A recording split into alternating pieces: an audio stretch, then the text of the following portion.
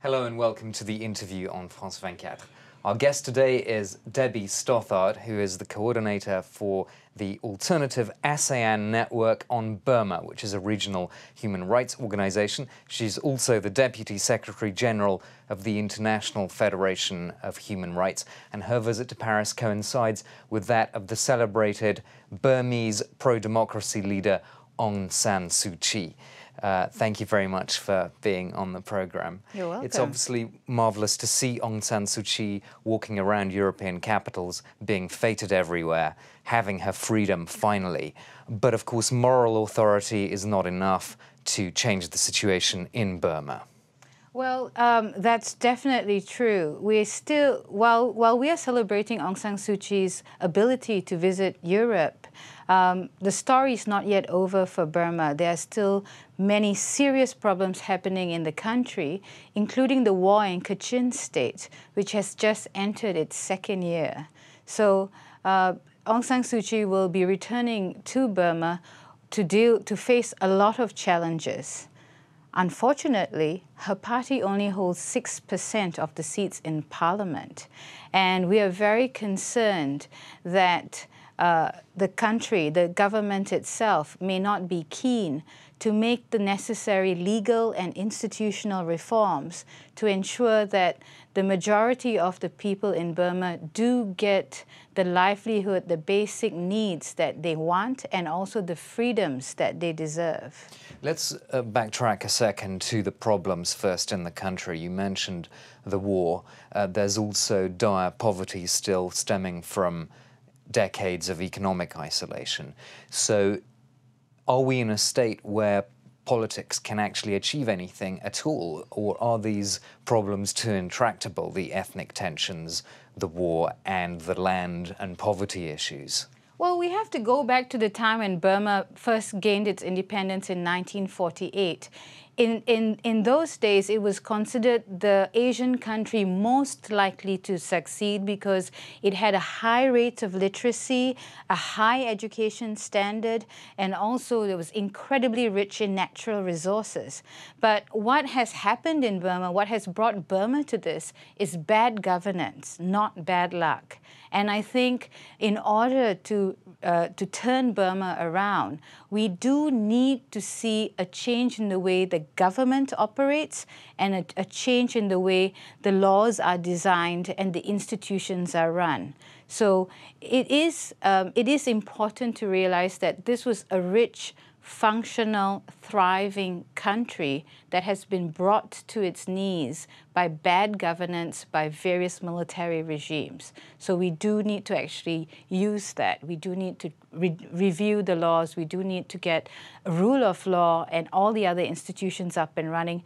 But most importantly, we do need to have justice and transparency in the country. Is there any likelihood of any of those things even beginning when we're still working with the institutions as they are today? And within the current status quo, as you said, her party only has 6%.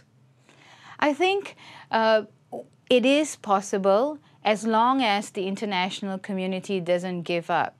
We've noticed that the government has made various concessions, including releasing Aung San Suu Kyi and allowing her freedom of movement and allowing her to run in the recent by-election so that she became a member of parliament. However, we noticed that they haven't yet gone into what we call the fundamental reforms so that people can actually enjoy those benefits. So we do actually need to understand that this is because of international pressure. Those positive changes happened because of international pressure, and the authorities are hoping that the pressure will ease off now that Aung San Suu Kyi is free. In fact, now is the time we do need to put on more pressure to ensure that real reforms happen. Who's that pressure going to come from? I mean, Aung San Suu Kyi has asked European governments to help, but some people are skeptical about whether governments really can make a difference. Where do you think the help should come from? I think governments can make a difference, and governments and corporations, international organizations, and pretty much everyone who has an interest in Burma. if we don't take advantage of the situation now to push and work with various parts of the country to get those actual reforms, we may actually face the danger of seeing another humanitarian and political and security crisis happening somewhere along the line. We are already seeing crises break out in places like Arakan State and, of course, the war in Kachin State. We are also seeing the highest number of people displaced in eastern Burma in the past 10 years. So we're already seeing the beginnings of, we're seeing that those crises are existing, new crises are happening. So it is in the interest of everyone to make sure that the government of Burma does institute actual change. Tell us about the work of ALTSEAN, this alternative. Firstly, it sounds like a non-official version of ASEAN. So what are you doing, and why are you called that?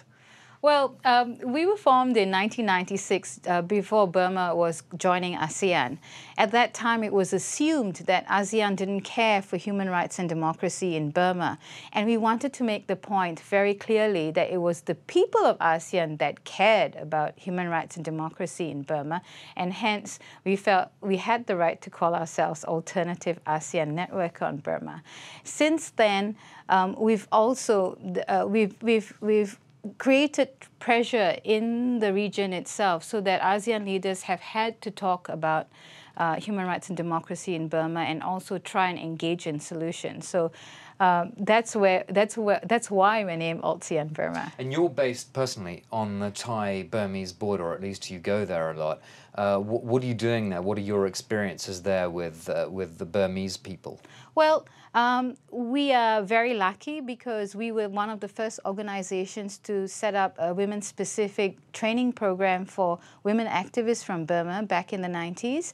And we continue to deliver all sorts of trainings for grassroots organizations and also some leaders in the movement from the different parts of the movement on economic policy, on advocacy and documentation strategies. And we even have a women's creative writing program so that women who are refugees and migrants and displaced have an avenue to express themselves and to share their stories. So you're giving the refugees from Burma skills to essentially be able to do something with their lives, would you say? We're not giving them skills. We're creating a situation where they can get their own skills.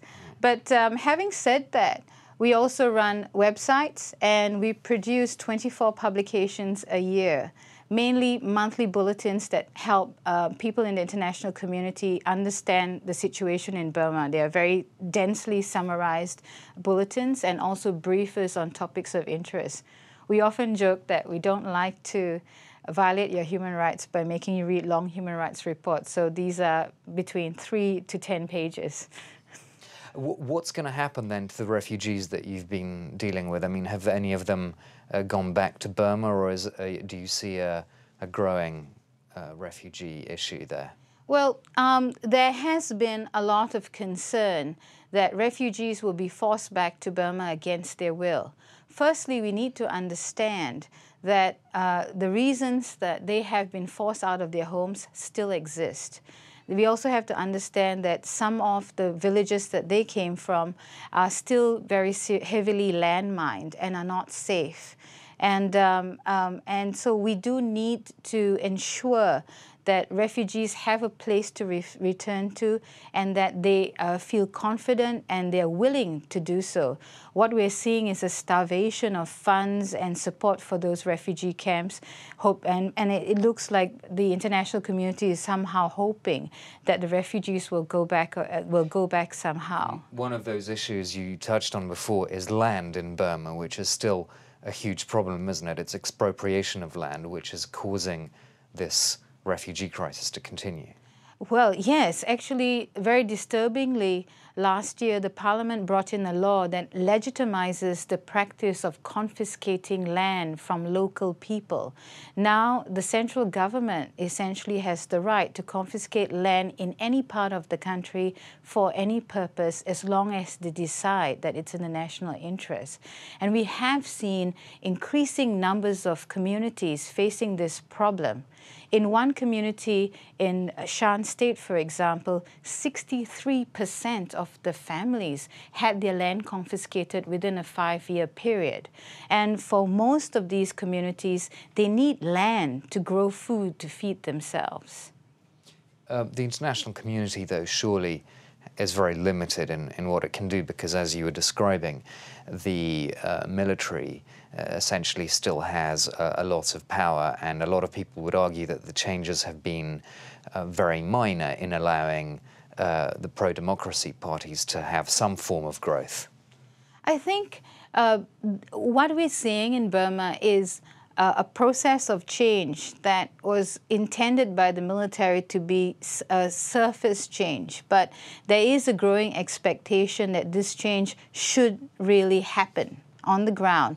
And that's why we do need to take advantage of this internal momentum that the international community, including governments and corporations, pressure the authorities to actually change the legal framework and the institutional framework, and to let people live in safety, that they can have safe lives where they can earn a livelihood. Essentially, that's what everyone deserves. We'll have to end on that note. Thank you very much for being with us, Debbie Stothard, coordinator for the Alternative ASEAN Network on Burma. That's all we have time for on the France 24 interview.